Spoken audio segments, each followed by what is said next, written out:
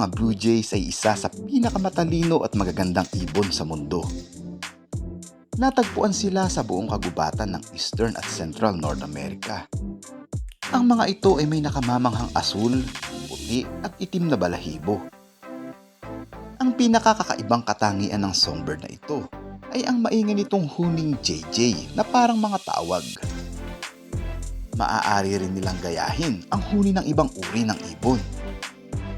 Bukod sa kapansin-pansing itsura, ang mga Blue Jay ay sikat sa kanilang katalinuhan. Maaari silang magnakaw ng mga pugad at itlog ng iba pang mga ibon. Ginagaya din nila ang boses ng mga lawin upang linlangin ang ibang mga ibon.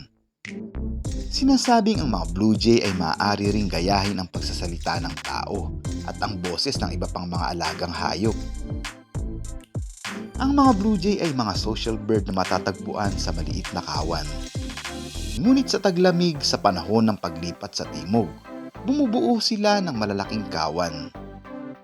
Ang kanilang pag-uugali sa paglipat ay nananatiling isang misteryo sa mga sayentipiko.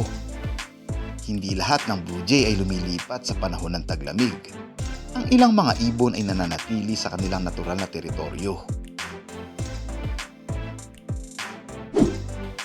Thank you very much mga katrops! May nais ka bang ibahagi na kaalaman tungkol sa video na ito? Just comment down below sa ating comment section. Mag-iwan ka na rin ng thumbs up dyan. At kung bago ka pa lang sa channel na ito o kung hindi ka pa nakakapag-subscribe, i-click lang ang subscribe and bell notification para lagi kang updated sa mga susunod pa nating mga videos na i-upload. Hanggang sa muli mga katrops!